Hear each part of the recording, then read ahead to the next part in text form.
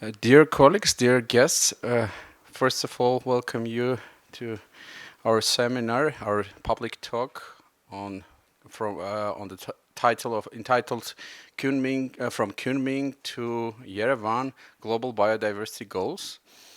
As you know, yesterday we had a launch of our comprehensive national assessment report on green transition of Armenia. And we had a biodiversity section there, prepared, co-authored, let's say, by me and my colleagues from IUCN. So we have decided that if they are here in Armenia, so it's a good chance as we are going to host the CBD, Conventional on Biological Diversity Conference of Parties, 70th meeting. So it's a good idea to organize a public talk of one of our IUCN colleagues who will present, let's say, EU biodiversity perspectives, the global biodiversity goals. As you can see, we have started in Kunming, but we'll continue in Yerevan, but maybe somewhere else. We'll finish in 2030, because most of the targets are planned to achieve in 2030. And I would like to say thank you to our colleagues from IUCN. It is a great pleasure to have you here. Tommaso Demozzi from IUCN Biodiversity Policy Officer, and Cornelia from IUCN ECAR Office. Thank you very much for joining us today and for your readiness to present, let's say, global perspective of biodiversity conservation for upcoming years. So that's it from my side. Thank you very much. And I would like to pass the word to you, Tommaso. The floor is yours. Thank you, Arsen. Hi, everyone. The presentation is here.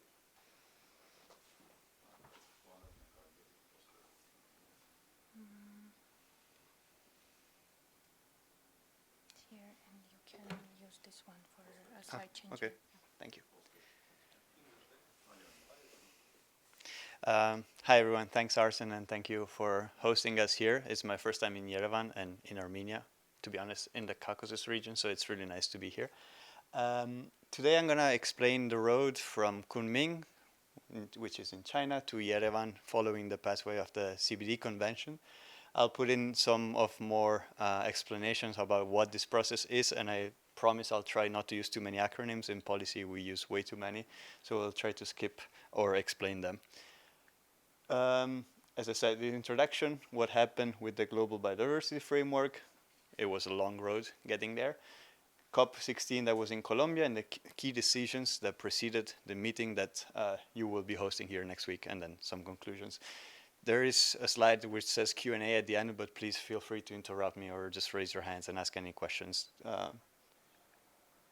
So before we start, maybe a little bit before about who we are. IUCN, Cornelia and I, we work on the same organizations, but for two different offices. I am based in Brussels for the EU Representative Office, so this is dealing mostly with European Union biodiversity policies, while Cornelia is in the Eastern Europe and Central Asia Regional Office, which is in Belgrade. We have 11 of them. I'm going to show you them after all around the world.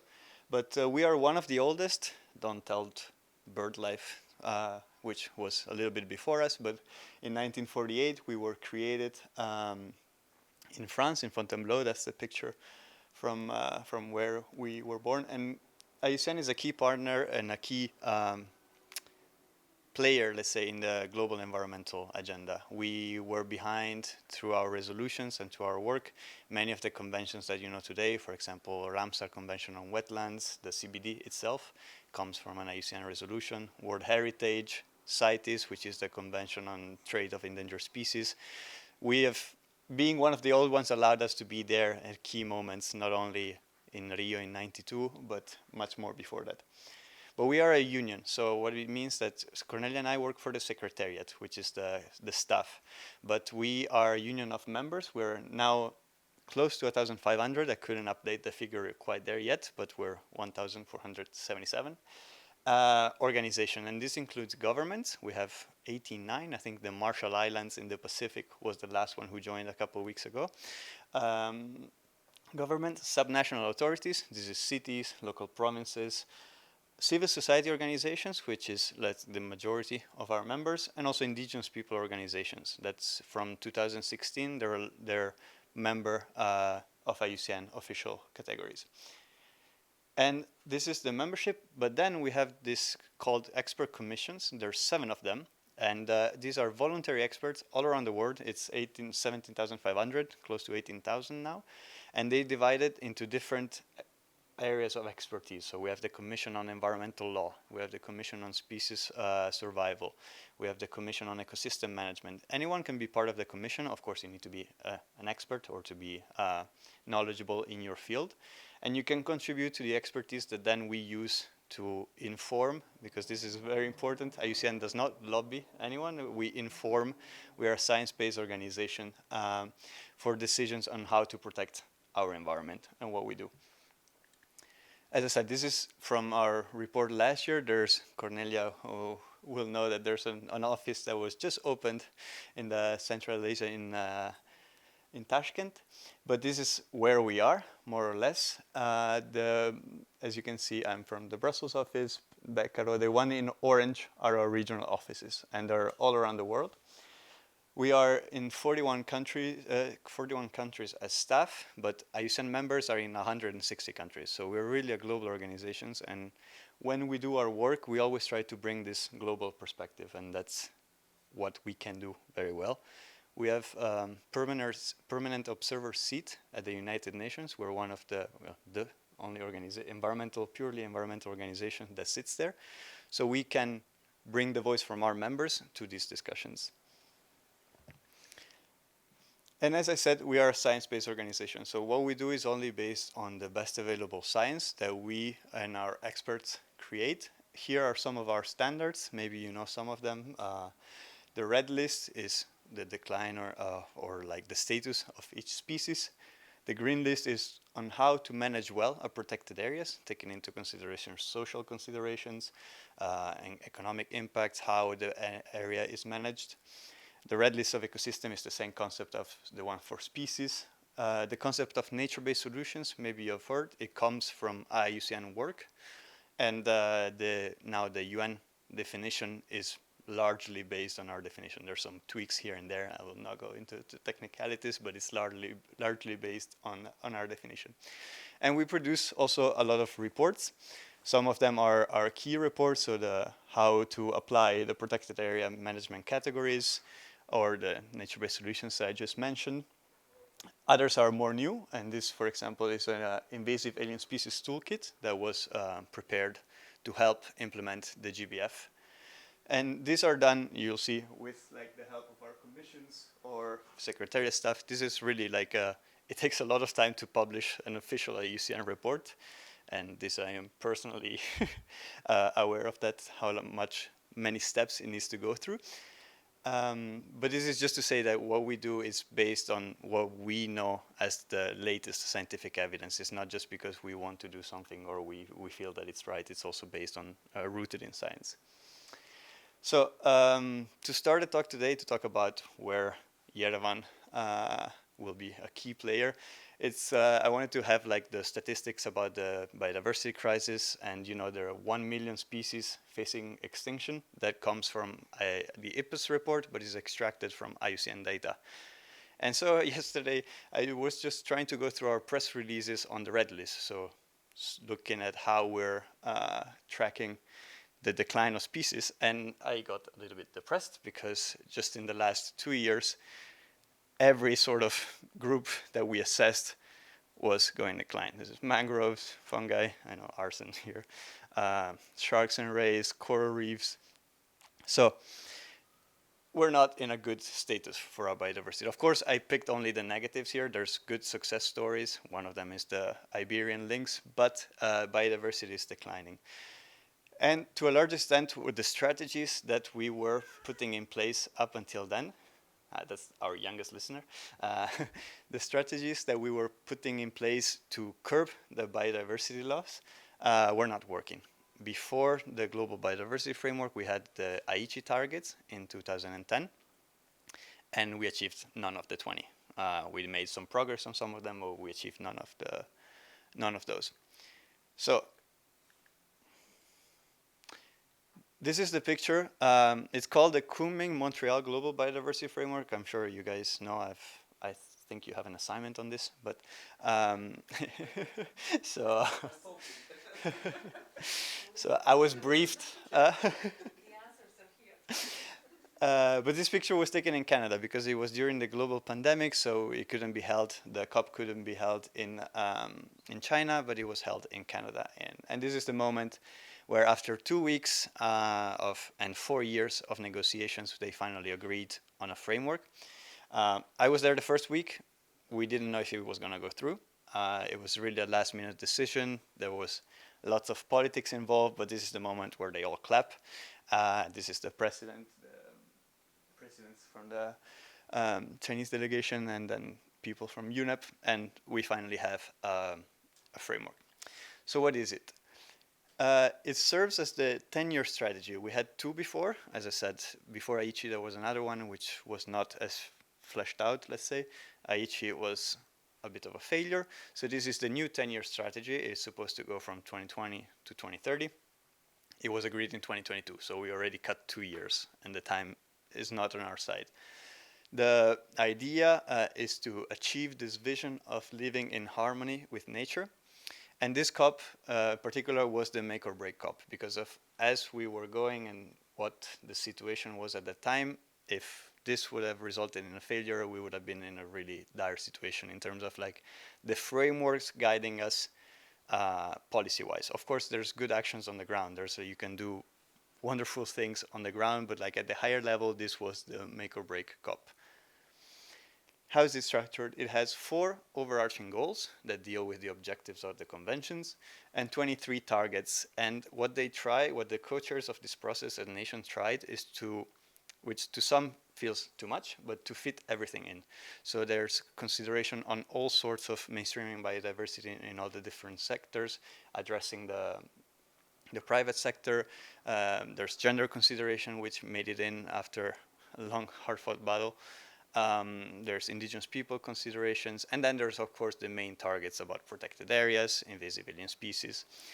But this was just one of the decisions that was adopted in Canada, and there's others that was a package, let's say.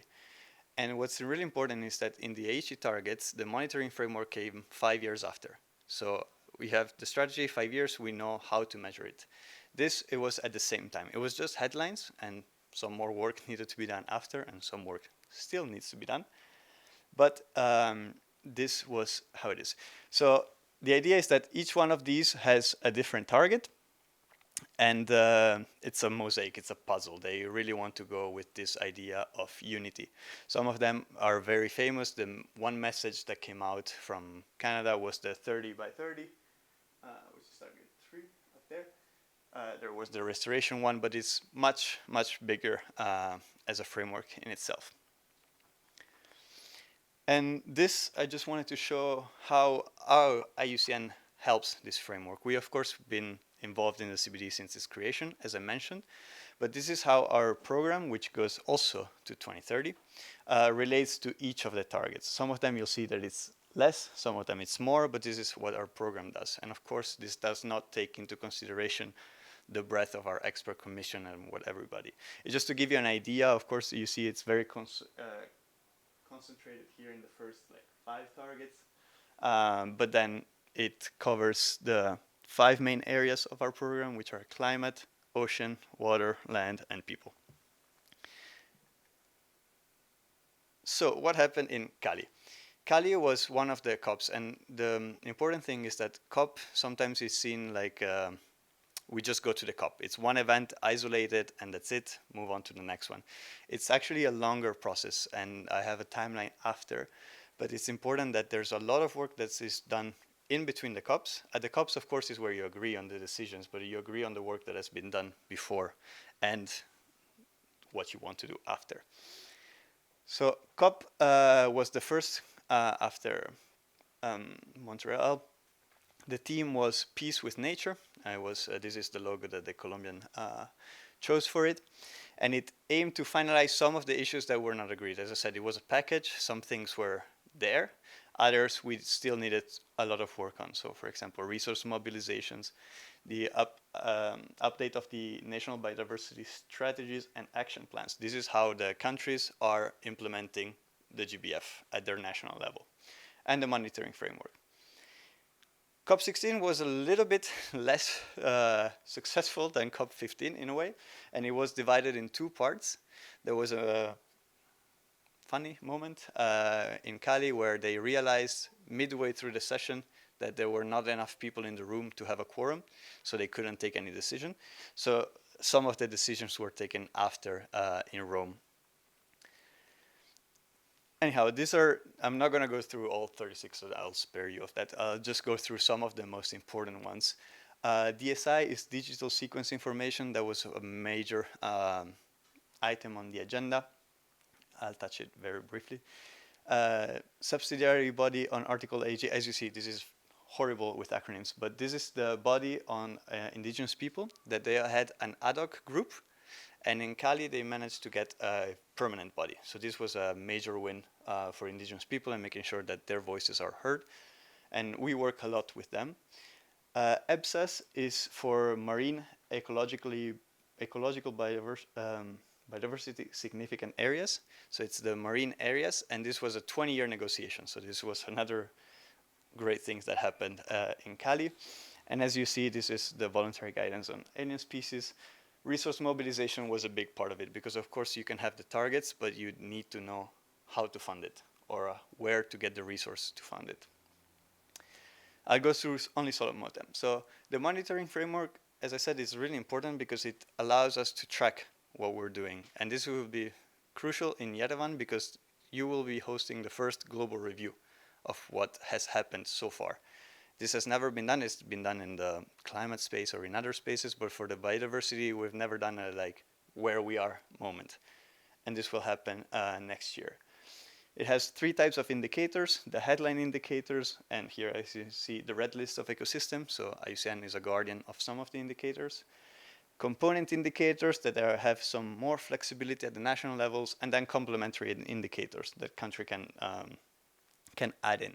And this goes for the 4 goals and for the 23 targets. So it goes really in depth. And if you check decision 1631, you'll have all this table and much longer. Then the second part that I said is really important was this planning, monitoring, reporting, and review. So like understanding what we've done, if we've done it correctly, if we need to accelerate actions, and what is needed at a global scale to achieve the goals. So they agreed on the templates for the national reports, on the modalities, on how to do the review, the global review, and this is how to do it. And also how to have the communication of commitments by non-state actors, because of course the parties to the conventions are states. But there's a lot of knowledge that goes out on biodiversity that can contribute to knowing what we do. So, for example, the report that was released yesterday, hopefully that could be a tool to contribute to what Armenia is doing or what has done in this sense. And then, as I said, the financing was a big issue. At COP15, they managed to agree, also there last minute, only a small short-term financing, so only 2023, 2024, 2 years. But they also realized that they needed to have a much longer time frame to, if the framework is until 2030, at least until 2030, you would need to know how you're financing or how you find the funds. So in Cali, there was no decision. This is one of the issues that was pushed to Rome. And in Rome, finally, there was an outcome, a decision. Of course, these are global negotiations, so they say that compromise is the art of making everybody equally unhappy.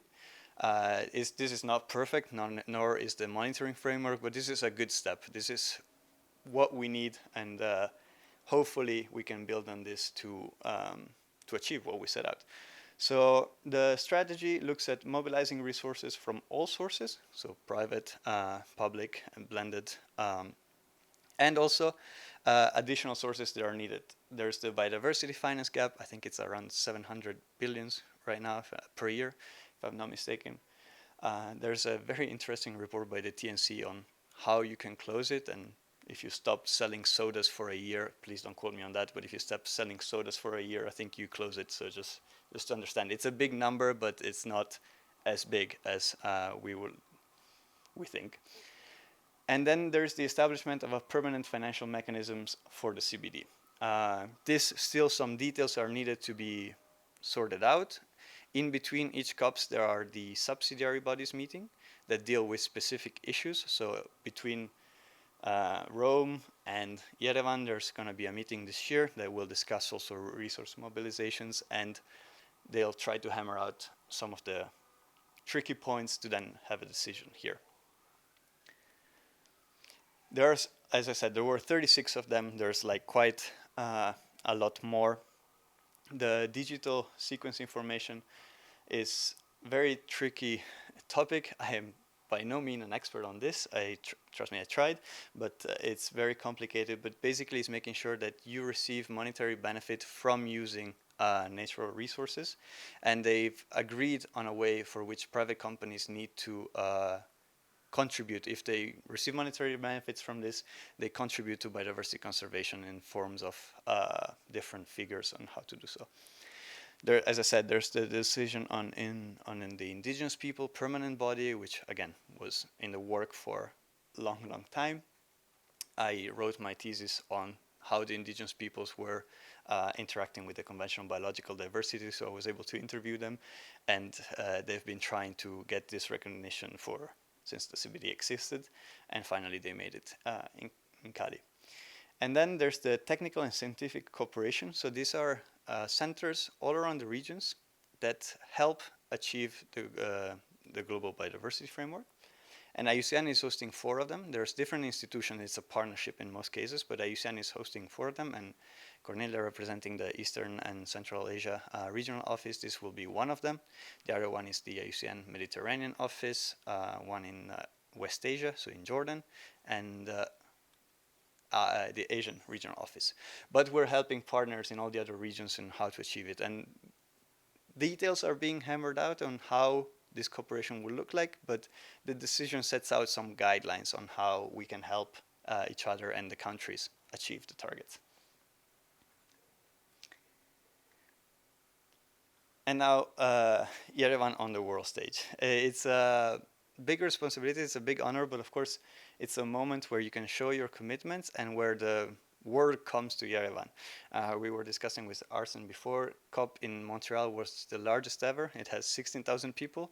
Cali was the largest ever with 23,000 people. It's a lot of people to discuss biodiversity only, which of course, it comes with logistical challenges, but it's also a testament that the fact that biodiversity was always the little sister of climate, you know, the smaller convention. Let's not talk about desertification, which is, most people even forget about it.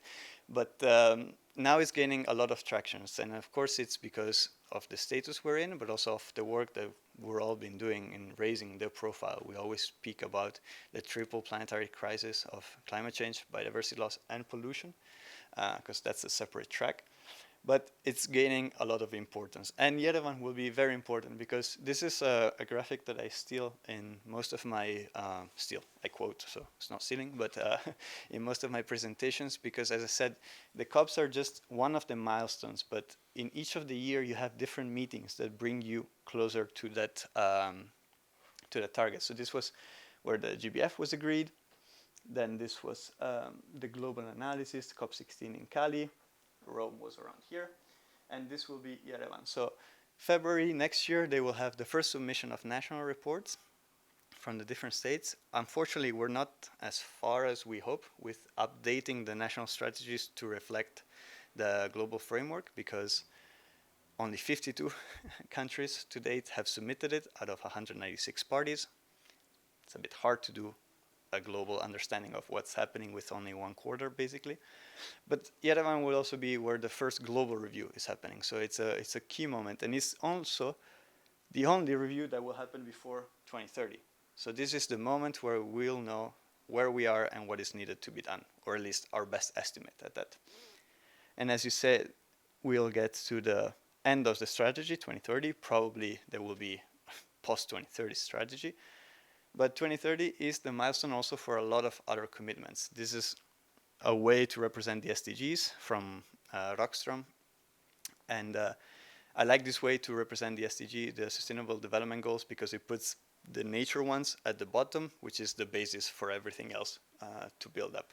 And you have the life on land, life below water, water and climate actions. And it's also circular, so circular. All the bases are covered with this model. I really like it.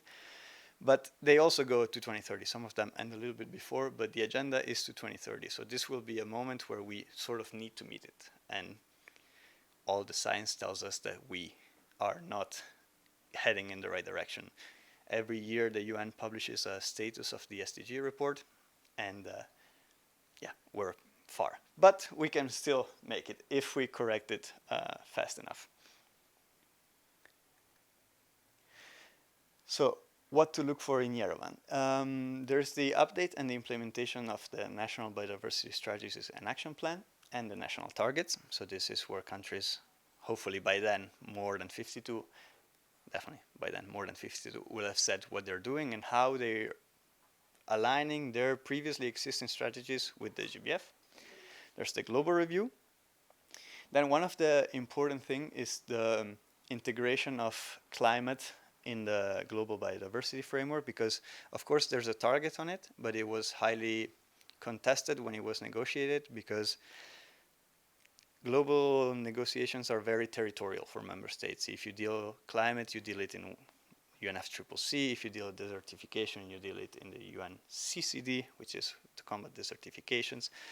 If you deal with biodiversity in the high seas, so the sea that is not claimed by anyone, you deal it now in the High Seas Treaty that hopefully will enter into force. But what they try to do with the GBF is to have it cover all the bases. And it's really important that all of the decisions take into the considerations climate and biodiversity and the people. So we cannot have a solution that boosts renewable energy by destroying biodiversity, because we're just like shooting ourselves in the foot. So this is one of the priorities, try to make sure that all of the work that we do here is complementary and not adversary to the work that we do in other conventions. And this goes again with synergies. We have a lot of commitments. For member states, sometimes it's challenging to cover all of them. But so we need to make sure that each of the strategies we adopt in the different sector helps each other. This is one of the key points for IUCN. We've always been advocating for it. Last year we had finally the occasions to have all 3 COPs, so biodiversity, climate and desertification in the same year, plus the UN Environmental Assembly. So last year we were able to like really bring all of it together in our messaging, but this needs to be done not only by IUCN, it needs to be done by everybody. It needs to have like a, they call it whole of government, whole of society approach. We need to be sure to have it comprehensive. Sorry.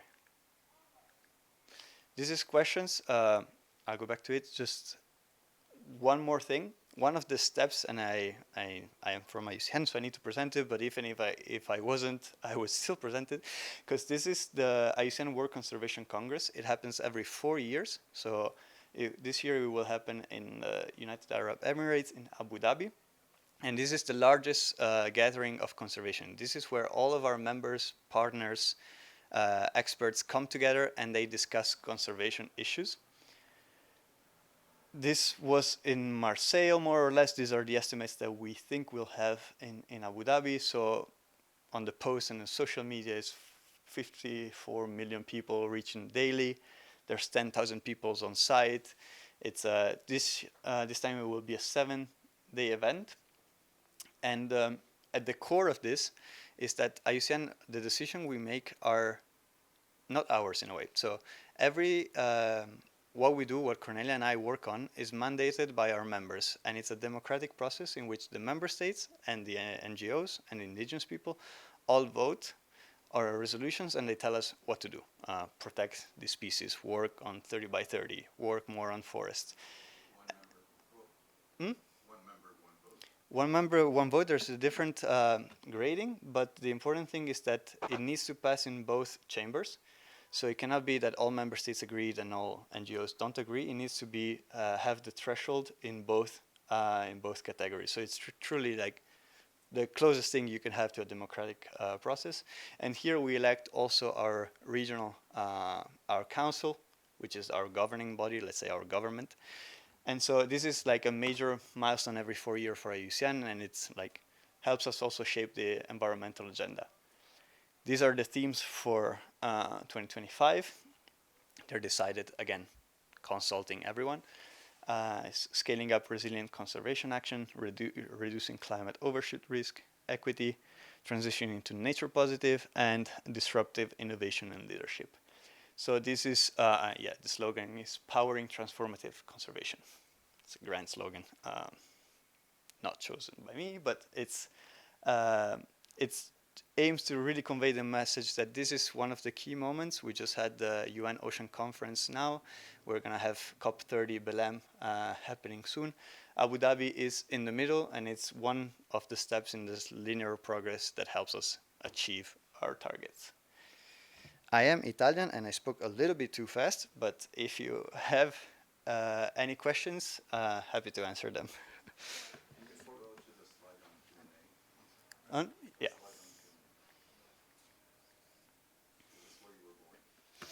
This is I sneakily try to post a picture of my mountains in every presentation. So yes, correct. Yes, this is it. Before we will proceed with questions, I would like to also welcome our partner and colleague Ruben Hachatran, because this session and talk was organized in cooperation with Foundation for Preservation of Wildlife and Cultural Assets. So thank you very much for joining us. And and if I'm not mistaken, first IUCN member from Armenia, isn't it? No, the first. But focal point. Okay, yeah. Okay, thank you very much. Questions?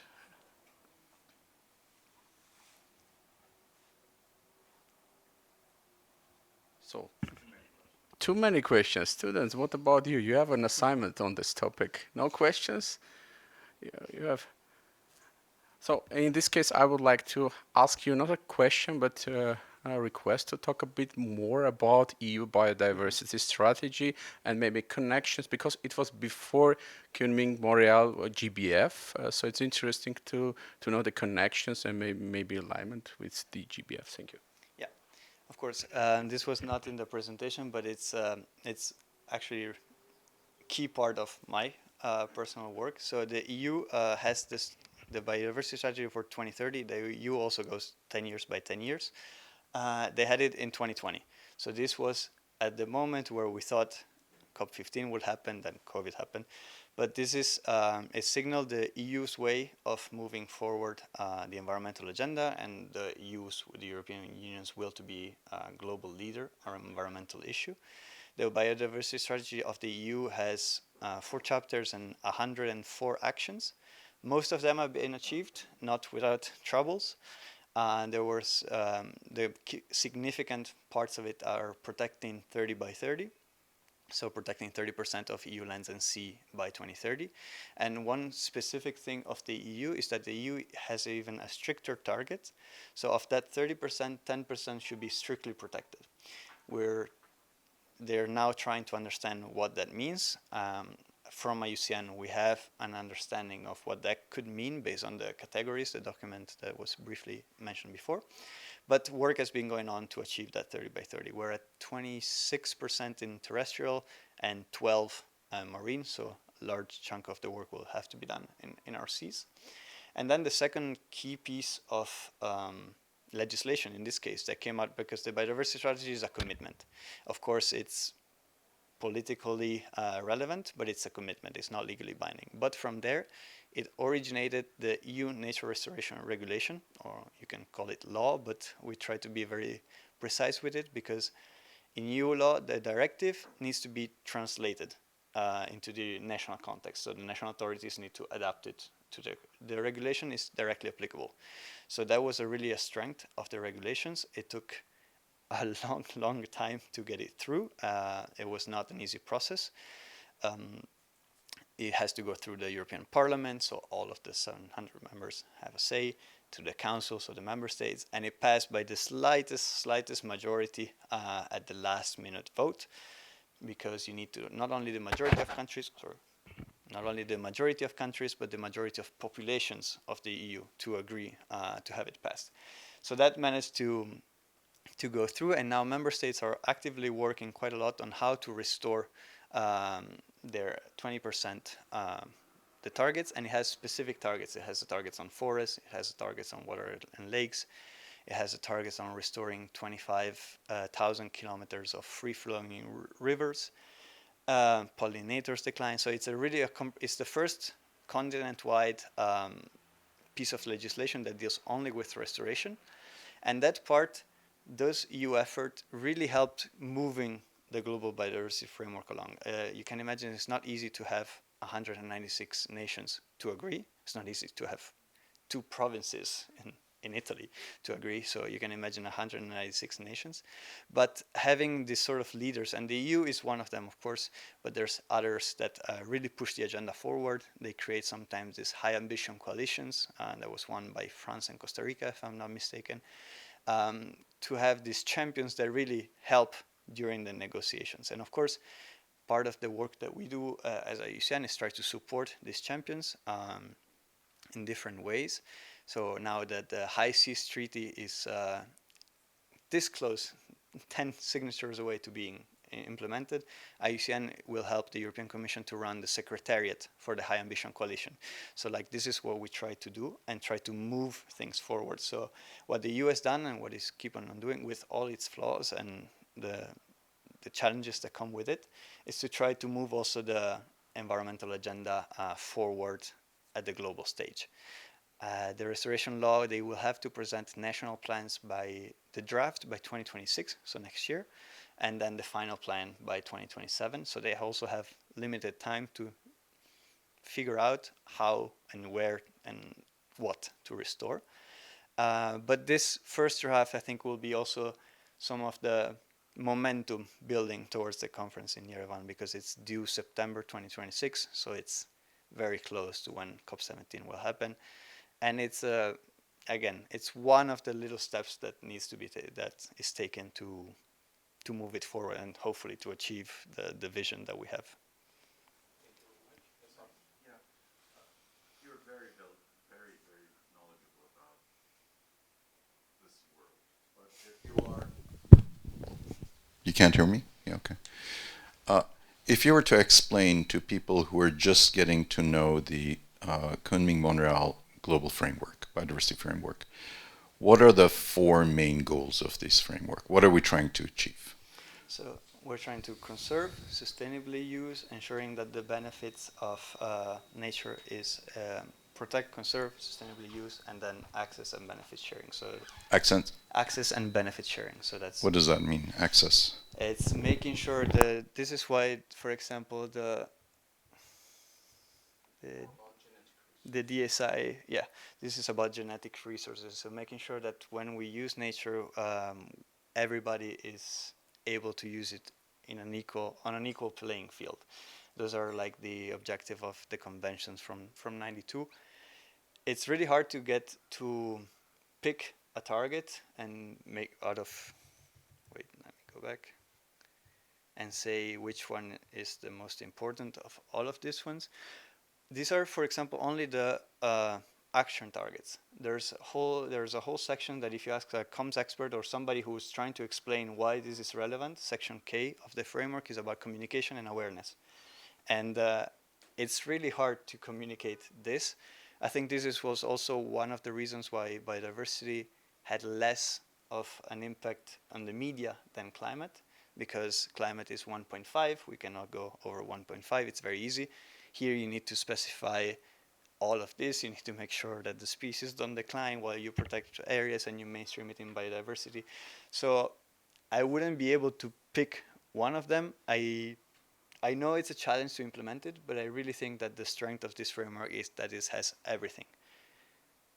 We won't achieve everything probably by 2030. I think we will, but we should be trying to. And this is what global convention try to do. They guide the efforts that happen under it, in my view. I'm looking at the goals here. There's protect and restore, Mm-hmm. prosper with nature, share benefits fairly, and invest in collaboration. Yeah. So prosper with nature means what? It would be if I'm not mistaken, the greenish ones. So this is the protection of species, restoring ecosystem, establishing protected areas. And this is, the first three are the goals of the convention itself. The fourth one is how to implement it. So after the 4 goals and the 23 targets, you have the enabling mechanism, they're called. Before you have the principles that underpin it, but the enabling mechanism. And this is, again, how we can try to make sure that we have enough funds to act upon it. Some of the targets deal with funds. There's the reducing environmental harmful subsidies, making sure that nature is accounted for businesses. And so it's also in the action targets, but the 4 main sections are that ones. And how much of it is species conservation versus functional protection or conservation? Well, species conservation, you'll have the targets here. Reduce, invasive alien species is 6, ensuring sustainable use. Restore degraded, conserve. If you want to count it, target 10 is about agriculture, fisheries, and forestry. So making sure that these are Primarily species focused? primarily species focused. I would say 4, 5, and 6. Overall, those 4 action targets.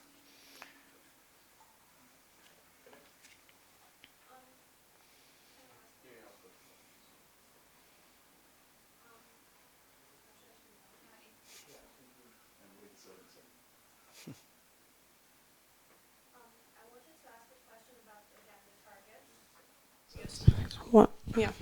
Are there targets out of this 23 targets that are often weakly addressed in national strategies? That so we can also consider it and compare? Weekly, like that they are not covered. Yes, much. less overlooked or maybe overlooked actually. That would depend a lot on the nation itself. If you look at the 52 plans that have been submitted now, you'll see how the countries are aligning their strategies to these 23 targets, because first they agreed at a global level and then they redirected them. I wouldn't be able to pinpoint you the exact ones. Some of the targets are a repetition from Aichi, so from the previous strategy, trying to get through it, but it will really depend on the national context, because at the end of the day, real implementation happens at the national level. These are what we can all agree on, general terms, and then at the national level, it depends on that. So you might have some countries that are much more advanced in protected areas, while they are still working on reducing their harmful subsidies. Some countries that are more advanced on gender issues, for example. And of course, not all of these targets, they're crafted in a way that are universal, but some of them are more relevant for some countries than other. The one on indigenous peoples, of course, it relates mostly where indigenous people can be found.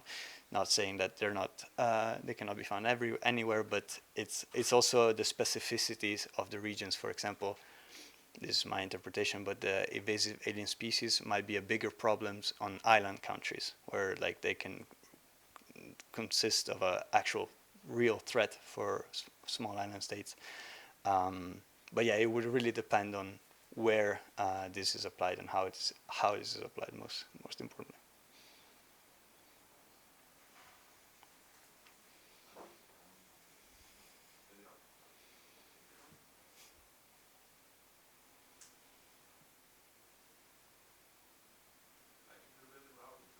I can hear you.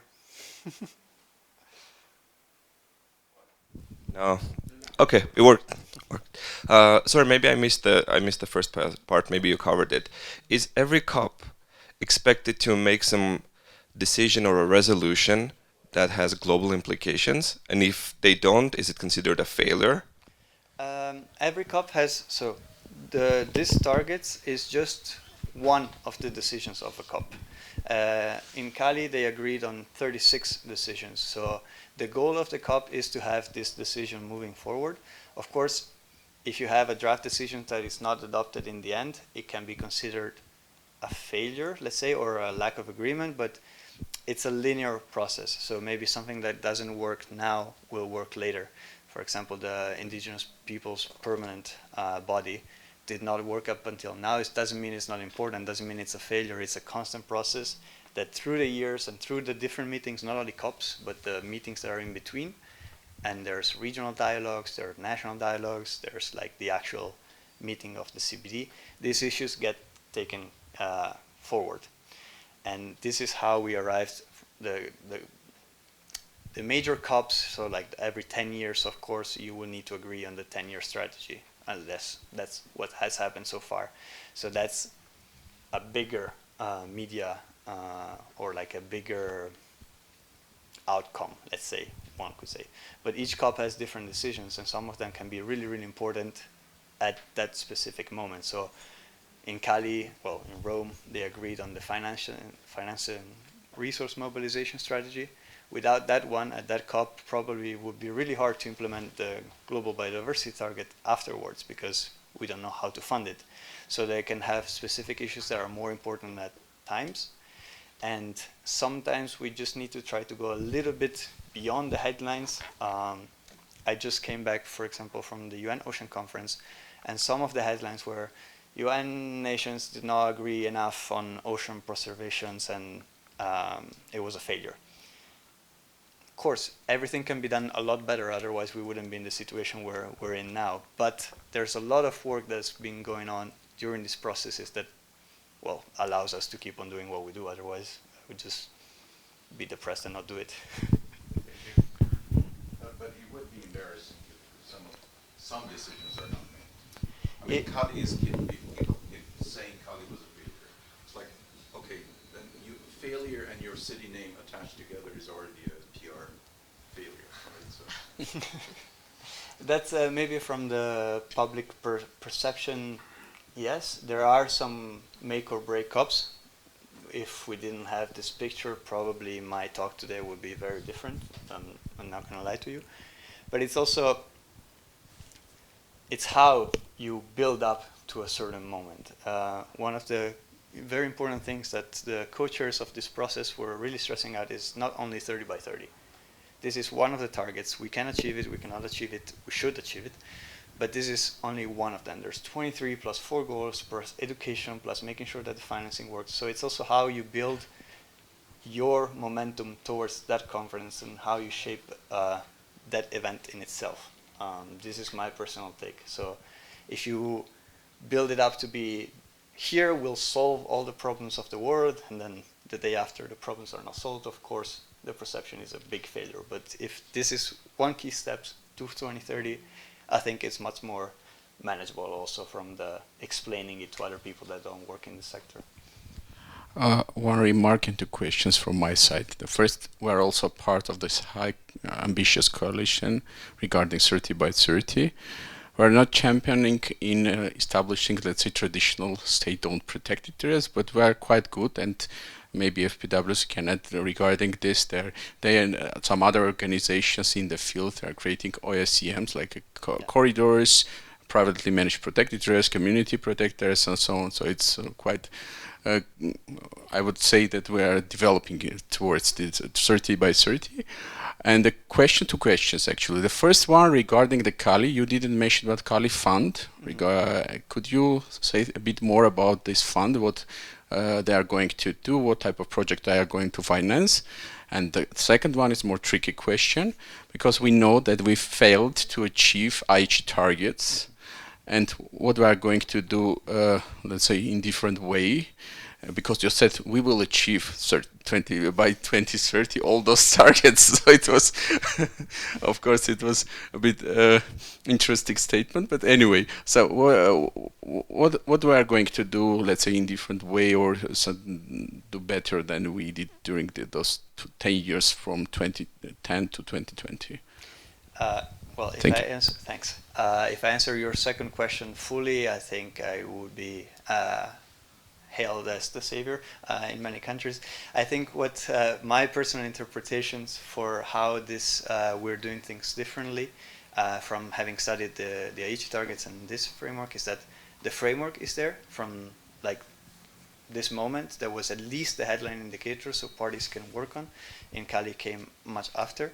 The financing, and that's where the Cali fund. So in Cali, one of the decisions was also to establish this fund for the Global Biodiversity Framework. It's a horrible acronym, it's GBFF, but it's to fund the actions towards this. It was under the right wording, I hope I have the right wording, under the Global Environmental Facility. And so financing and monitoring were two of the key issues that were lacking, let's say, from the Aichi targets, from some of the analysis I've read. And the third part, of course, is political commitment. And that one is cyclical, it varies. You can have more countries that are ambitious in a moment, that are less ambitious in another one. And I think that it's important to not frame each of these moments. Of course, you can think it's a failure, but not frame it as win or failure, but like step forward rather, because that allows less pressure also on the countries themselves. Sometimes you need a lot of pressure, but sometimes you need less pressure to be able for the work to be done in between the different steps. So this will be the three things that I think are working better. I am an optimist by nature, so that's why I said we will achieve 2030. But this is my take on it. Of course, if you ask Cornelia or other colleagues in the room, I'm sure that they maybe have different points of view on this. But financing, monitoring, it's really important, and political commitments that you need to keep afloat. Sometimes I think my manager once said that the job is to keep the good ideas afloat, so when the time is right, they can become and picked up, and not just let them sink. So that's what I can say for that. Thank you. Do we have more questions? Yeah, please. So kind of going off the question about monitoring and financing, kind of turns into a two-part question. So the first about financing. When the agreement was first signed, did this include financial commitments by the states? And I guess when the financing mechanism was created, you mentioned like the goal is to create it by 2030, or is there already monetary commitments? Maybe we'll start with that question. Yeah, no, so the fund already had its first replenishment, if I'm not mistaken. They're still trying to, as I said here, some of the things are still to be decided, but some have been decided. So it's going to be a permanent financial mechanism of the convention, which is like a big win, because it's not an ad hoc group, it's just something that is part of it. And the second thing is the roadmap to the implementation by 2030. That means that we will be able, technically, to fund it by 2030. I'm not a finance expert. This was one of the main issues in Rome. For you to understand, in Cali, I think the IUCN delegation was 100 people. In Rome was 3, where we really wanted to be targeted on monitoring finance. So our chief economist was there, and yeah, and the overall pact. There are other processes that are really, really important that are going on the sides that are not the remit of the CBD itself, but they are happening at the same times, and in which we try to have the same message, and also other countries are trying to do the same. So right now, and next week in Sevilla, there will be the UN 4th Financing Conference for Development. And one of the key points for IUCN there is reform harmful subsidies for the environment. So we spend a lot of money on activities that are harmful to the environment, either directly or indirectly. There's really good work by the OECD. IUCN has done some on sustainable agriculture, for example, in identifying where we misspend that money. And it's not canceling, it's just redirecting towards conservation. I think that would be a major win if the target is 500 billion to redirect. And I think that if we get there, the gap from 700 goes to 200, and like we're starting to really see some changes. There's another process which is not related to this, but for example, is the WTO, the World Trade Organization agreement on fisheries. It needs 10 more states to enter into force because it needs 111, and that's making sure that biodiversity fisheries are well managed, and on the harmful subsidies there are taken care of under the WTO. That's a first. So there's a lot of things that happen. As I said, it's not the synergies is one of our key messages, not just because we'd like everybody to be on the same boat, but also because it makes sense that you address different issues on different points. Can I just ask one follow-up question on that? It's 500 billion. If you have it in the bank today, are you going to be able to spend that? I don't think a lot of these countries have the ability to spend that kind of money. Well, you need, I'm not a financing expert, and I do not have 500 billion in my bank, but I'll try to answer that question in the sense that you need to have the enabling framework that allows you to spend it. A lot of the times we don't have the boxes, let's say, in which to fund projects, but we know that there are good projects happening on that. One example, and we talked before, is nature-based solutions. Up until 2016, we really didn't have a definition of nature-based solutions. So even if you wanted to fund actions that conserve, sustainably use the environment, in that framework, in that frame of nature-based solutions, you couldn't do it. Now we have a UN definition, and this is why these processes are important, because they give you the framework for investors. And from my very basic understanding on the financial market, you need a stable market to be able to plan investment and to be able to make sure that your money is not a one-time thing, but it have long-lasting benefits. So the problem with the 500 billion is that we're now spending it on subsidies that are harmful to the environment, but in a lot of cases they are harmful to the sector itself. A lot of the agricultural subsidies, and we've done quite some work on that, is actually counter not the environmental part of agriculture, but the sector viability in the long term itself. The number keeps on changing, so I cannot pinpoint you to a number, but we're not going to be in agriculture if we don't achieve, at least if we don't solve this crisis in the future. That I can say. I think there's a study by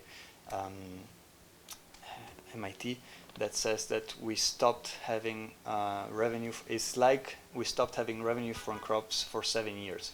So the environmental losses that to crops count for 7 years of profits. Please, I know I'm being recorded, so please double check all these references, but it's just to say that a lot of the money we spent is not spent wisely. And I would also like to mention the UNDP BioFilm project, which is in different countries, and the idea of this project we have recently launched in Armenia. Yeah, and the idea is to fundraise and prepare fundraising strategy for MBSAP, because most of the for most of the countries, the main tool is MBSAP for implementation of all those, let's say, global targets and so on. So we are going to have like Armenian biodiversity financing strategy, and we would like to, and I would say that the main pillar for this GBF is this whole of society, whole of government approach. If we only rely just on money or just on, I don't know, some money in the bank, we will definitely fail. But if we will think that different stakeholders, like a private sector, I don't know, some financial institutions, I don't know, some other players in the field will contribute, then only in this case we can achieve those goals. Yeah, and there's a suite of, like as IUCN, we don't have a specific go-to financial instrument that will be the solution, but it's like a spectrum of them. We have the coral bond that was in Indonesia right now. It's an investment bond that gives back revenue based on the conservation of the coral reef there. There's environmental tax. Biodiversity credits. Biodiversity credits, we do not have a position on that yet. I cannot speak to that as the secretary. I know it's a very hot topic. The EU has been trying to work on it, trying to grapple on it. But as I said, our mission, our mandate comes from the resolution for members. So for now, we do not have a biodiversity credit. But we still have One small part now about monitoring. So when we talk about the first global review in Yerevan, is that going to be, say, I mean, a number of countries are reporting that they're not coming close to meeting these targets. Does this involve some sort of analysis and then some sort of adjustment of commitments so that they can continue to meet those goals? Yeah. So the CBD Secretariat is already working on analyzing what has been submitted and how will be portrayed in this global review. Of course, the idea is that everybody submits their homework on time and then they can do the analysis. But as you can see here, there's the global analysis of MSAPs already started at the end of COP16. There's the submission of national reports in 2026. So that's the idea is to have a lot of information that they are already processing, and if you monitor the CBD Secretariat move, you'll see that this chunk of time, as it was here, for example, or as it was here, it's dedicated to understanding what has been done so far. So that's they're working on that for sure. Unfortunately, we have about 52, if I'm not mistaken, MB-subs submitted to so that CBD complicates their work It's like quite less a bit. than 30%. Yeah. No, but we're in the process and progressing. Hope to have it by the. But there's end of one of the things from Cali is that there's also the commitment from non-state actors. So hopefully also this part of the work that has been done is captured. So even if the national authorities do not fully or do not have the time to fully portray what they do, maybe you can still check what has been done in a specific case. I think one of the main problems, and I think not only in Armenia, that we think that for biodiversity conservation, only this ministry or this department is responsible for that. Yeah, that's I think main problem is we should try to engage more other stakeholders and players in the field, because it's not just the responsibility of one ministry.